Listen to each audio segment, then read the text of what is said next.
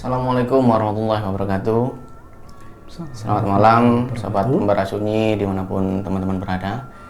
Ini adalah segmen spesial buat kita karena kita kedatangan tamu yang luar biasa, senior kami juga di dunia pendakian, namanya Mas Dodi.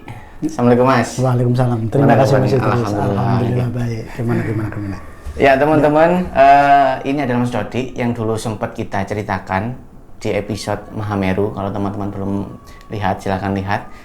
Mas Dodi sangat berpengalaman sekali lah ya, sudah melalang buana di dunia pendakian seperti itu.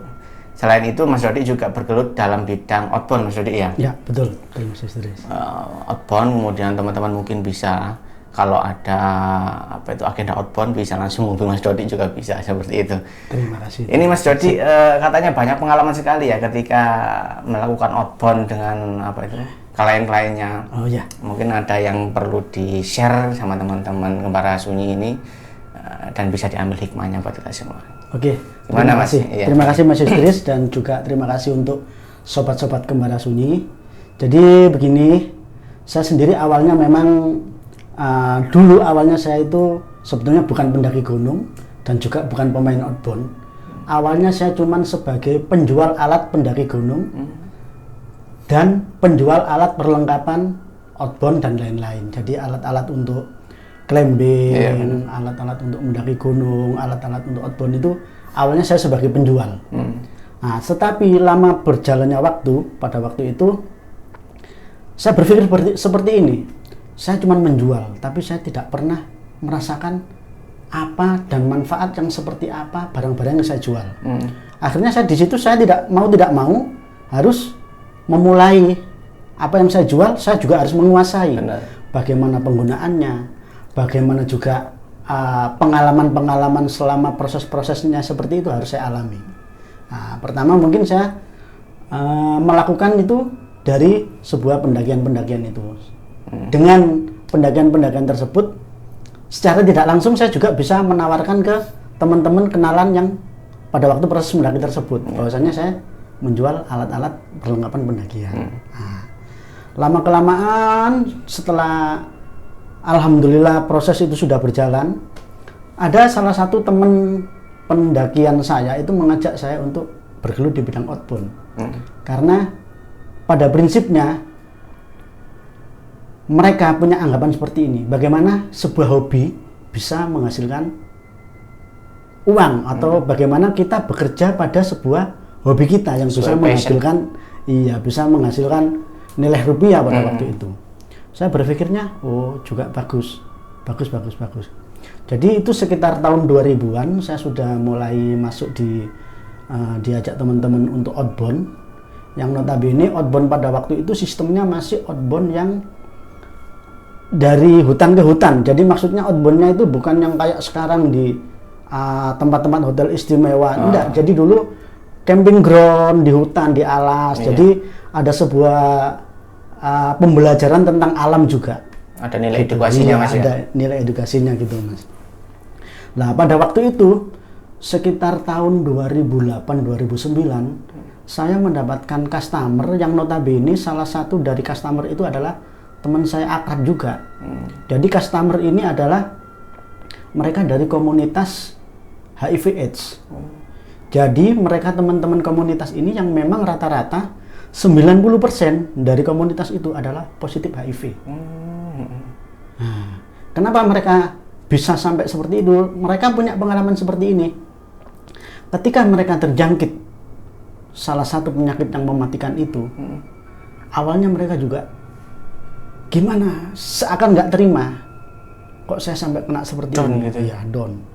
Lama-kelamaan setelah berjalan proses waktu, justru mereka bisa survive. Lah mereka ingin bahwasannya penderita-penderita yang barusan divonis sakit-sakit seperti itu, mereka yang mendampingi, Mas Idris. Jadi mereka punya harapan, ini loh, saya itu loh masih bisa survive, kamu yang baru sakit, jangan khawatir. Bagaimana kita bisa memberikan sebuah pembelajaran pada teman-teman yang positif itu, bahwasanya kita nggak kiamat kok. Kita masih bisa melakukan sesuatu yang positif.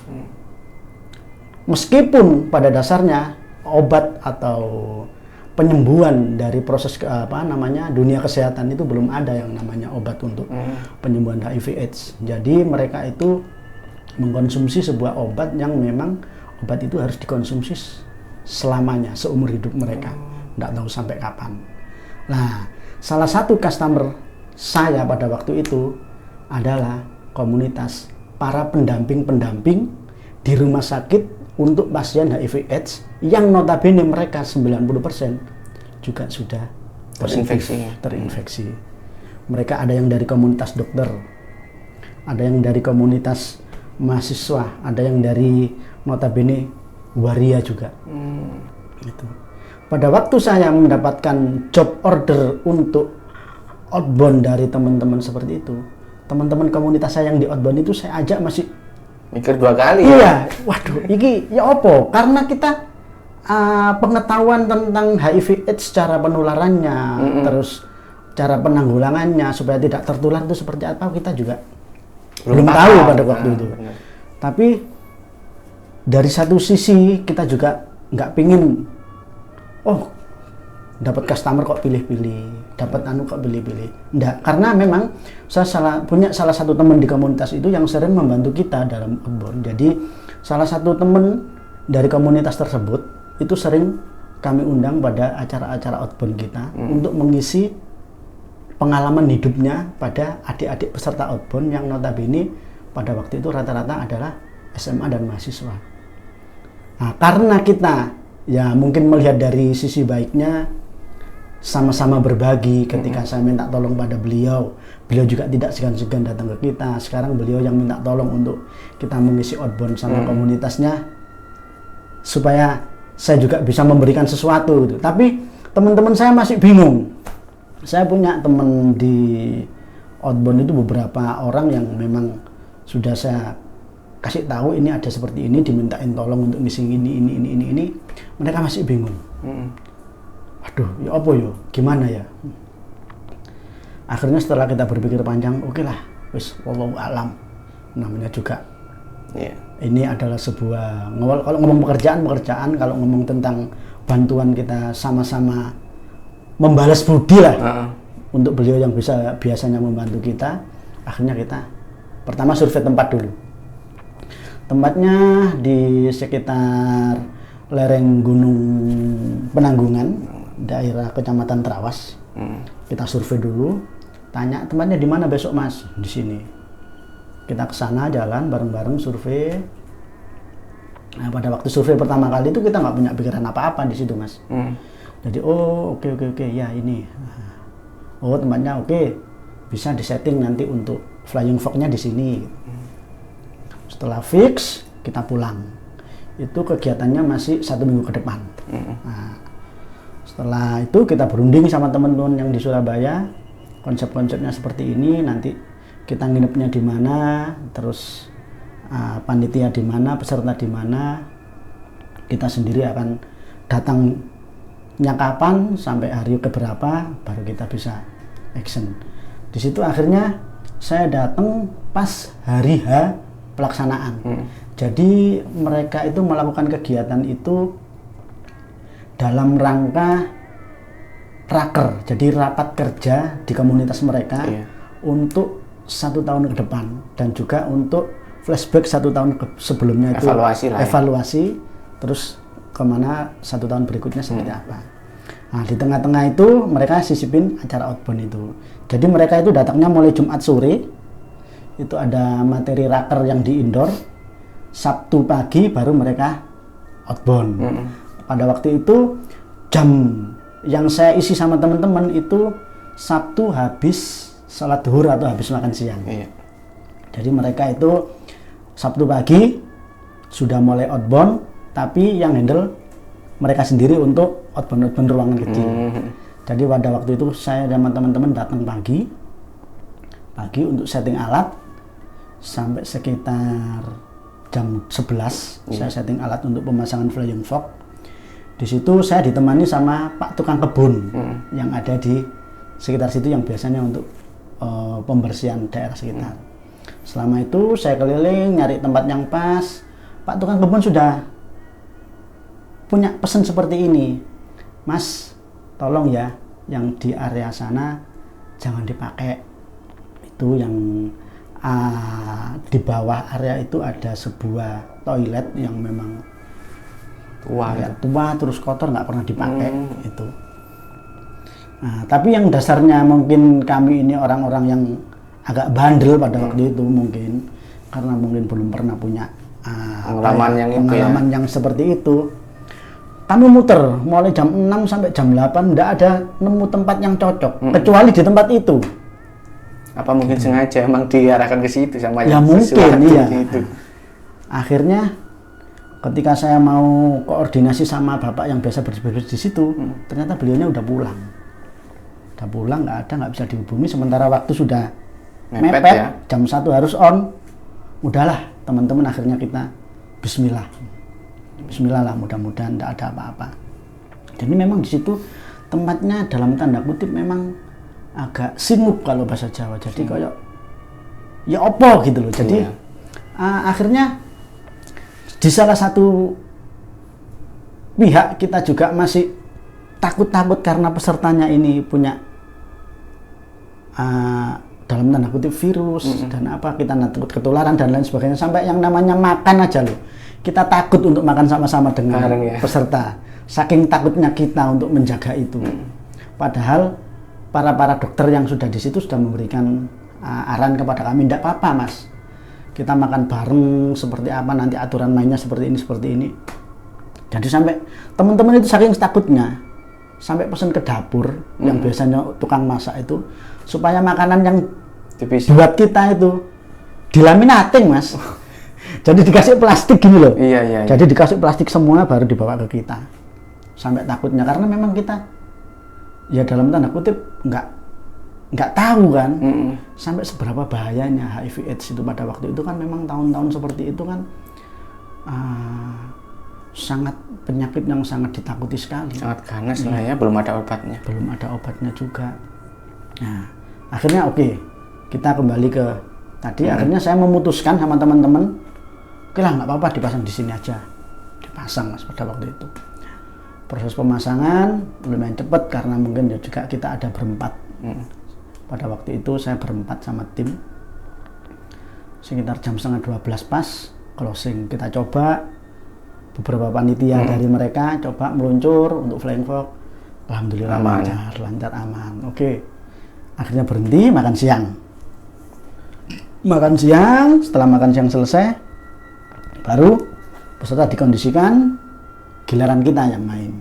Nah, pada waktu itu mungkin pesertanya juga banyak, sementara mereka itu dari komunitas HIV/AIDS yang juga sekitar 40% itu mereka memang waria, yang mungkin dari lontaran perkataannya, tingkah lakunya mungkin bagi orang awam agak sopan gitu. Tapi ya yang namanya juga mungkin mereka meluapkan kegembiraannya untuk menutupi sakitnya, sehingga mungkin agak berlebihan, berguruannya berlebihan, ngomongnya juga berlebihan. Mungkin mereka juga stres setiap hari di Surabaya, di Malang dan lain sebagainya menghadapi situasi polemik, sementara mereka sendiri juga positif. Akhirnya mereka meluapkan kegiatan di situ dengan dalam tanda kutip mungkin over gitu.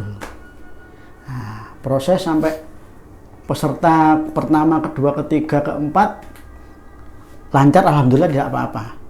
Begitu memasuki sekitar peserta ke 80, kalau nggak salah pada waktu itu sekitar pesertanya sekitar 90 berapa. Hampir ke 80 orang yang mau main, itu terjadi sebuah kecelakaan kerja. Kecelakaan dalam hal itu, pada waktu itu peserta tersebut, itu kebetulan peserta yang kecelakaan itu cewek, Mas.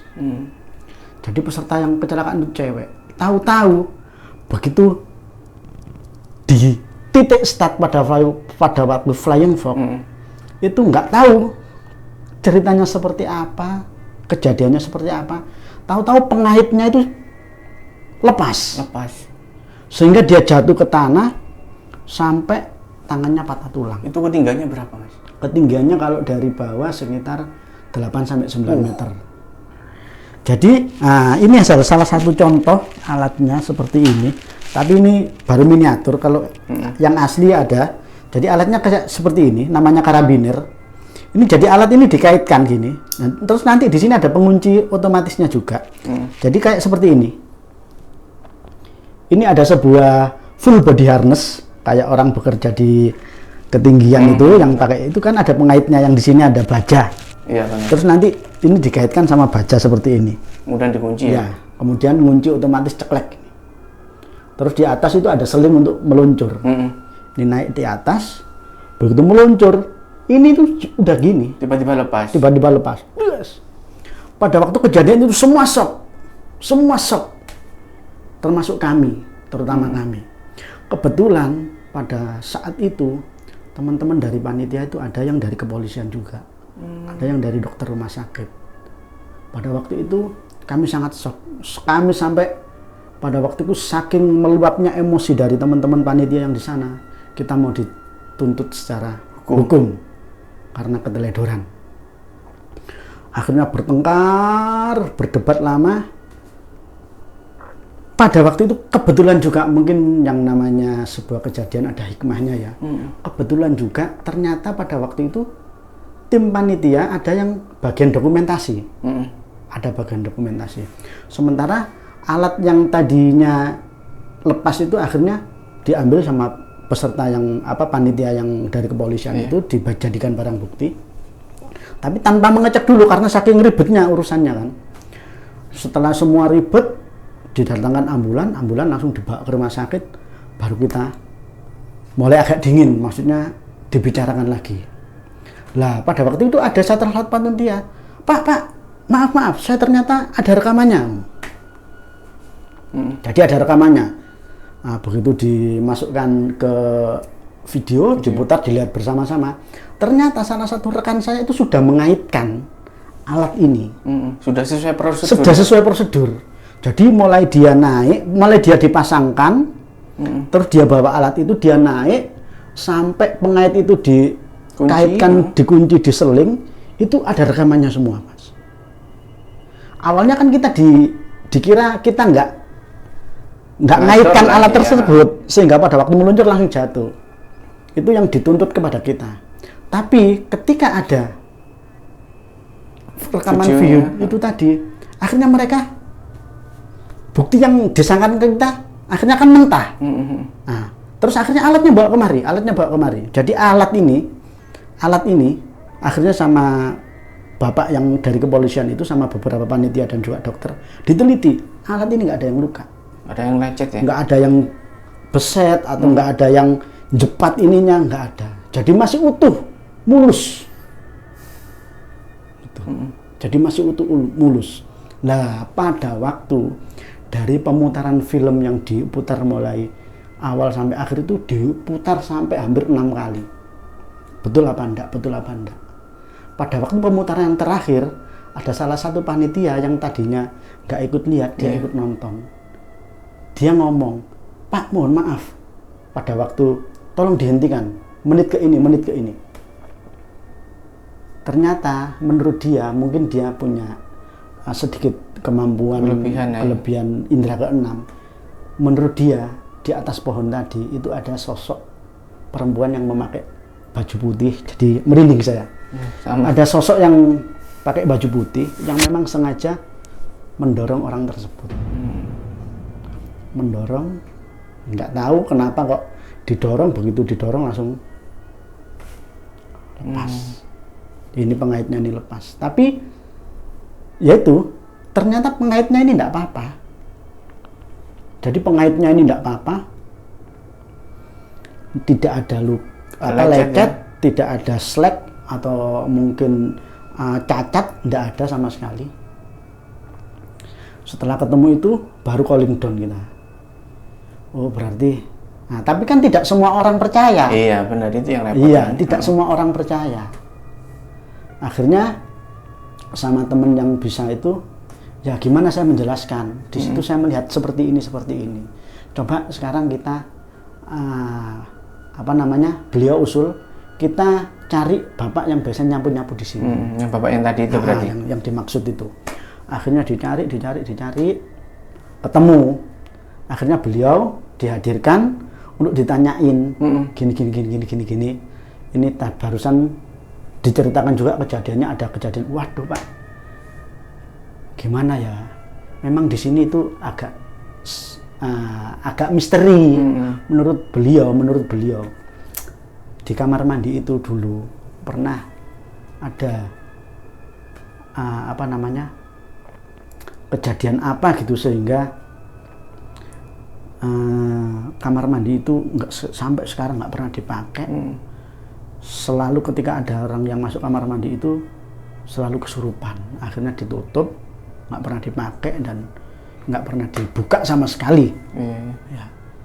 Sebetulnya tadi teman-teman sudah saya pesenin jangan buat yang kegiatan di situ.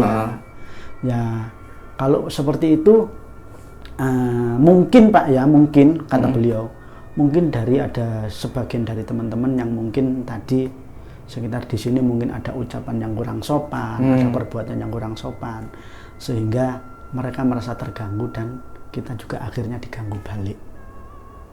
Iya. Nah, jadi mungkin nilai pembelajaran yang bisa kita dapat kalau kita berada di lokasi yang baru, minimal kita harus tahu tata keramanya seperti apa, perbuatan kita seperti apa, karena di dalam alam ini kan kita tidak tahu, selain manusia kan juga pasti ada makhluk-makhluk yang lain, kehidupan yang lain, dunia-dunia yang lain, sehingga ketika kita sedikit tidak sopan atau sedikit melakukan perbuatan-perbuatan yang dalam tanda kutip mengganggu dia, sehingga kita juga akan kena imbasnya seperti itu. Jadi memang alat itu betul-betul fix, tidak luka, tidak lecet, tidak apa. Tapi dari bentuk pertanggungjawaban moral tim kami untuk teman-teman di sana, kami tetap menyisihkan sebagian dari uang kita pribadi untuk menyumbang di teman yang patah tadi itu. Tangannya tapi patah. Akhirnya sembuh juga Mas. Jadi pada waktu langsung dibawa ke rumah sakit Karangmenjangan, Dr. Sutomo langsung operasi, pasang pen. Alhamdulillah setelah itu sempat kita menjenguk 2 kali setelah proses operasi itu. Alhamdulillah beliaunya juga sudah menyadari yang namanya kecelakaan. Dan kita juga saling memaafkan, kami juga minta maaf. Akhirnya teman-teman dari panitia tersebut juga minta maaf, ya mungkin ini sebuah pengalaman yang tidak bisa dilupakan bagi kita semua.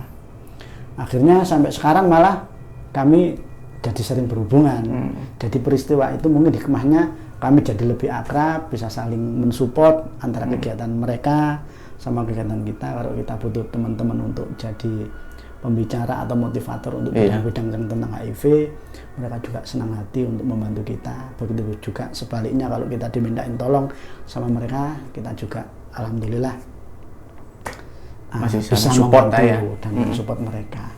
Jadi seperti itu ceritanya. Jadi sejak peristiwa itu saya sama teman-teman outbound atau tim outbound yang lain, setelah kejadian itu kami memang harus lebih berhati-hati, terutama memang kegiatan-kegiatan outbound kami memang ada di area-area yang